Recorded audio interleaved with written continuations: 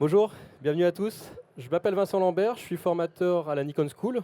Nous avons nos locaux juste sur votre droite. Et je me propose sur cette courte demi-heure de partager avec vous quelques petits trucs et astuces sur la configuration des boîtiers de la gamme Expert. J'ai ici un D750 et ces petites astuces pourront être appliquées à tous les boîtiers de cette famille-là d'appareils. L'idée, en fait, alors comme on n'a qu'une demi-heure, hein, donc c'est une formation qui dure une journée normalement sur les boîtiers réflexes experts. Donc je suis parti du principe qu'on ne pourrait pas rentrer dans tous les détails de la configuration de conditions un peu spécifiques de prise de vue.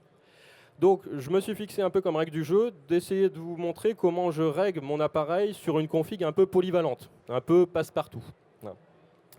Comme toutes les des astuces un peu passe-partout, ben, en réalité ça passe pas partout, il y a des situations plus spécifiques où il faudra adapter, mais je vais vous montrer un petit peu qu'est-ce que je fais sur un boîtier lorsque j'ai besoin de le régler de manière à ce qu'il se comporte de façon efficace et un petit peu polyvalente.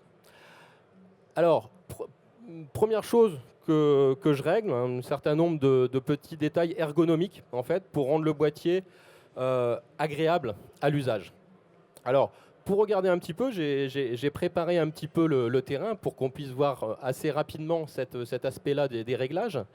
Et vous allez voir que dans le menu se trouve donc un certain nombre de chapitres auxquels on accède ici. Et dans ces chapitres, vous avez des petites étoiles.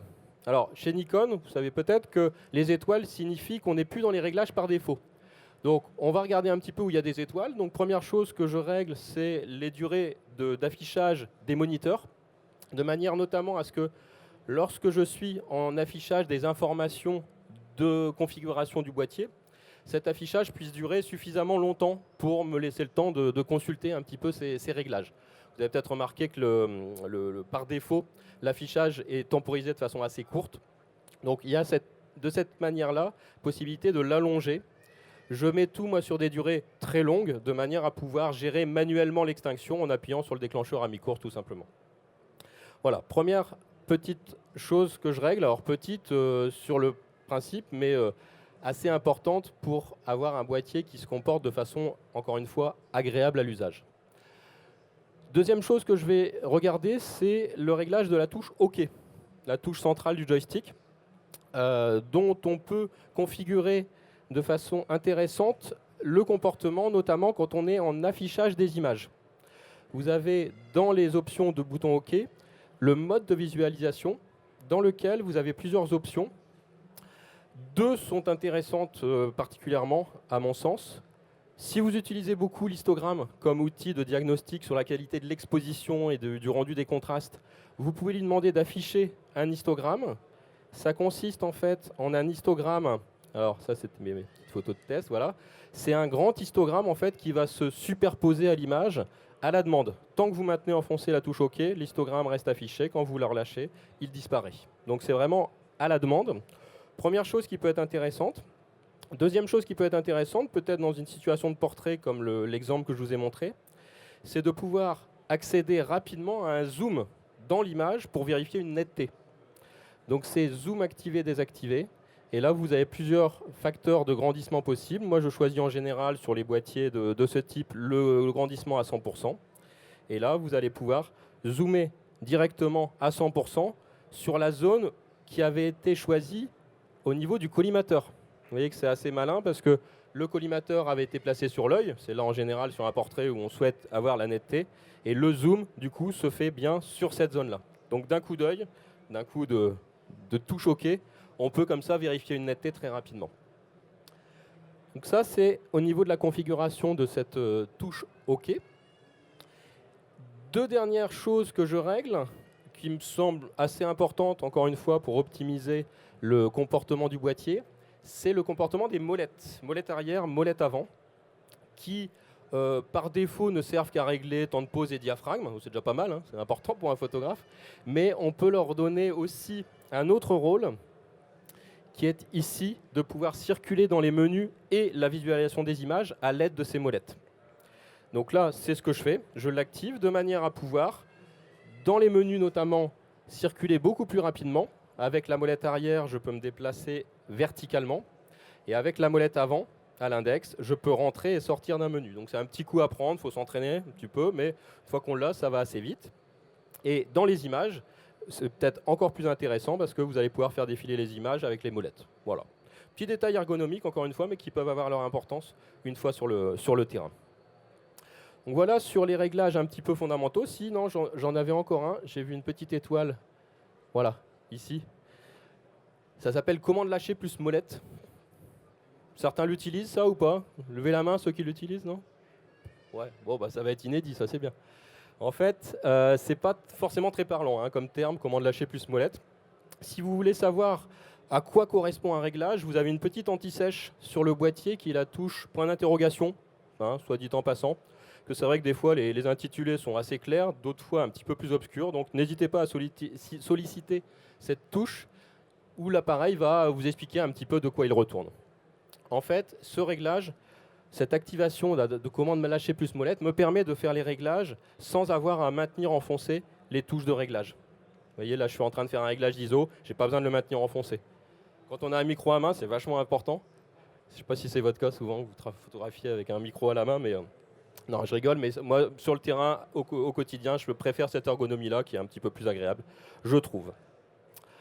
Alors, j'ai utilisé à plusieurs reprises cet affichage-là, hein, via la touche Info, bien sûr. Vous avez une autre touche qui va vous faire gagner beaucoup de temps aussi dans les réglages de votre boîtier, c'est la touche I, qui est apparue donc, depuis quelques générations de boîtiers maintenant, et qui vous donne accès à un certain nombre de raccourcis. Hein. Donc ça, c'est intéressant de le repérer, parce que les réglages que vous avez à faire, par exemple, si vous utilisez souvent le daylighting actif, qui est, je ne sais pas si vous savez, mais un outil de réduction de contraste, hein, qui va pouvoir s'adapter, même si on le met en mode automatique, à la quantité de contraste qu'on a dans notre scène. Et du coup, c'est un réglage auquel moi j'accède assez souvent, que je trouve intéressant pour pouvoir homogénéiser une série de photos. Et plutôt que d'aller le chercher dans le menu prise de vue photo, se souvenir où est-ce qu'il se trouve et puis perdre son temps à aller le chercher, touche I et on va directement l'avoir ici. Alors, vous ne pouvez pas, vous, si vous me dites, parce que j'ai souvent la remarque, moi, une fois que j'ai configuré ma commande fonction, je n'ai pas besoin d'aller la chercher très vite. Donc ça, ce raccourci ne m'intéresse pas, je voudrais en mettre un autre. Bon, ça, c'est pas possible. Les raccourcis qui sont là, ils sont imposés. Par contre, il y a une autre petite astuce que j'utilise aussi beaucoup, c'est de pouvoir créer un raccourci vers n'importe quel élément du menu que vous utiliseriez souvent, notamment en plaçant cet élément du menu dans l'onglet Menu personnalisé, qui est tout en bas. Je ne sais pas si vous le connaissez. Souvent, bon, on a vu qu'il existait, mais on ne sait pas trop à quoi ça sert et comment l'utiliser. En fait, l'idée, c'est de rassembler ici, dans cet onglet, tous les éléments dont vous avez souvent besoin. Par exemple, moi, je fais beaucoup de photographies d'architecture, donc l'horizon virtuel, c'est quelque chose que j'utilise souvent pour caler mon appareil. Donc plutôt, encore une fois, que d'aller le chercher dans le menu configuration systématiquement, je sais qu'il est dans le menu personnalisé et je peux y accéder très vite. Si je veux encore plus optimiser l'accès à cet élément, je peux configurer une touche en façade, touche Function ou PV, pour accéder directement au premier élément du menu personnalisé. Ça, c'est une petite subtilité que je trouve très intéressante aussi. Vous avez dans le chapitre commande le réglage ici de la commande Function. Hein, par exemple, on peut le faire aussi sur la commande d'aperçu qui est juste en dessous, ici. Et la commande Function, vous pouvez la régler pour accéder, je vais le faire ici tout de suite, au premier élément du menu personnalisé. Dans ce cas, pendant que je suis en train de faire mes photos, si j'ai besoin de l'horizon virtuel, j'appuie juste sur la touche qui est en façade et j'y accède directement. C'est un exemple que moi j'utilise beaucoup, mais suivant vos usages, ce à quoi vous avez souvent besoin de recourir, sachez que vous pouvez vous créer comme ça des petits raccourcis très malins vers cet élément que vous sollicitez souvent. Alors, maintenant qu'on a fait ces petits réglages ergonomiques, on va regarder de façon un peu plus précise les réglages d'exposition. Évidemment, important quand on fait de la photo. Et toujours, hein, la règle du jeu, je vous ai dit, c'est d'avoir une config un peu polyvalente, un peu passe-partout, efficace. Alors, moi, j'ai adopté pour ce genre de situation une méthode qui me semble assez justement efficace sur le terrain, c'est le mode manuel, qui me permet de régler à la fois le diaphragme pour la profondeur de champ et le temps de pause pour le rendu de mouvement, et de combiner cette précision à la souplesse du réglage d'exposition que je délègue à l'appareil via l'ISO auto. L'appareil va automatiquement adapter la sensibilité en fonction du couple que je vais demander et des conditions de lumière. Ce que tout bon photographe qui souhaite travailler de façon plus contrôlée, alors, je vous entends certains déjà objecter que non, ISO auto, c'est pas pour les photographes experts, encore moins pour les pros, etc. Mais si vous y réfléchissez, ce que j'ai fait moi, au début j'étais contre l'ISO auto, etc. Mais en y réfléchissant à ma démarche, je me suis rendu compte que je faisais exactement la même chose que l'appareil. Donc on va gagner du temps. Évidemment, c'est pas parce qu'on est en ISO auto qu'on va faire n'importe quoi. On va quand même le surveiller, l'appareil vous dit à quel niveau il va se mettre, si ça vous semble trop élevé, vous savez très bien qu'il va falloir augmenter le temps de pause ou ouvrir le diaphragme. En tout cas, on ne le laisse pas faire n'importe quoi. Mais on gagne du temps. Donc ça, c'est au niveau de mes réglages d'exposition. Vous avez toujours la possibilité d'ajuster l'exposition proposée par l'appareil via le correcteur d'exposition. Je vous précise ça parce que souvent, quand on parle de mode manuel, on se dit, bon, le correcteur d'exposition, on s'en moque. On s'en moque si on est en tout manuel, y compris au niveau des ISO. Ici, ce n'est pas le cas. C'est l'appareil qui gère l'exposition via la sensibilité. Donc, si vous faites une correction d'exposition, elle va être réellement répercutée sur le niveau de sensibilité. Donc, vous pouvez, si vous êtes habitué au mode A, je me doute que beaucoup de photographes parmi vous ont une prédilection pour le mode A, priorité ouverture, et le correcteur d'exposition, vous pouvez aussi l'utiliser ici dans cette configuration. Toc. Autre réglage important dans ma config un peu passe-partout, c'est les réglages d'autofocus. Quels sont les bons réglages pour pouvoir s'adapter à différentes situations de mise au point et de sujet. Première chose qu'on va régler, c'est le type d'AF. Vous savez que vous avez deux types d'AF disponibles sur votre boîtier, S ou C. Le S pour les sujets statiques, d'où le S. Non, je rigole, c'est single en vrai. Mais comme on n'a qu'une seule mise au point qui est faite en AFS, c'est plus pensé pour les sujets statiques. L'AF continu est lui plus pensé pour les sujets qui bougent. Mais si l'appareil est capable de s'adapter à un sujet qui bouge, il est aussi capable de s'adapter à un sujet qui ne bouge pas. Donc, à mon sens, pour une config polyvalente, ce sera plutôt l'AFC qu'on va choisir. Rien ne vous empêche de faire du paysage en AFC.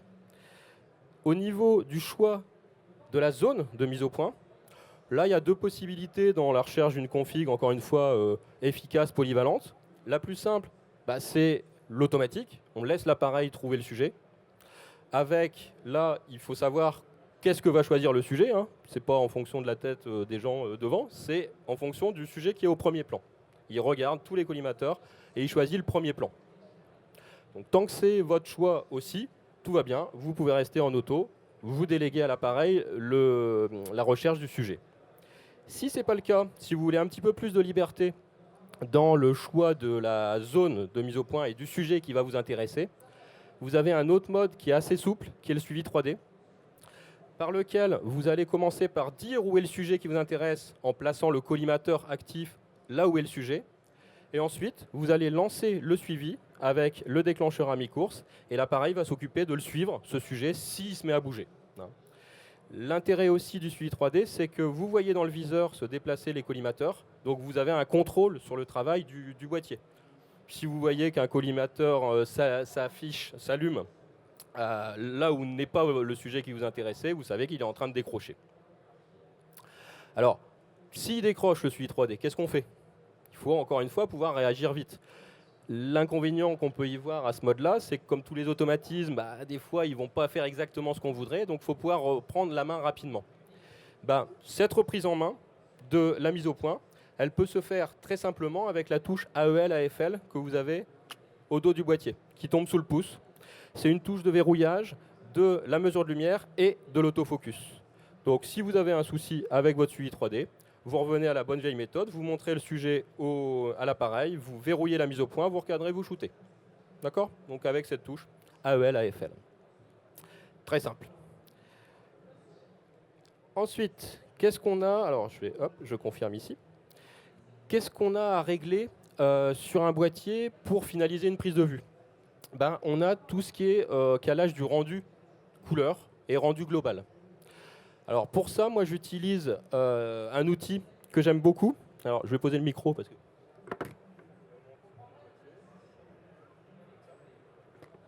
Un outil que j'utilise beaucoup, c'est le LiveView.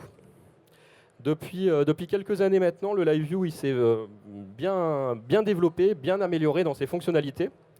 Et je vais vous en montrer juste quelques-unes ici très rapidement. Premier avantage du LiveView, c'est la prévisualisation de l'exposition. Vous voyez en direct l'exposition que donnera votre image.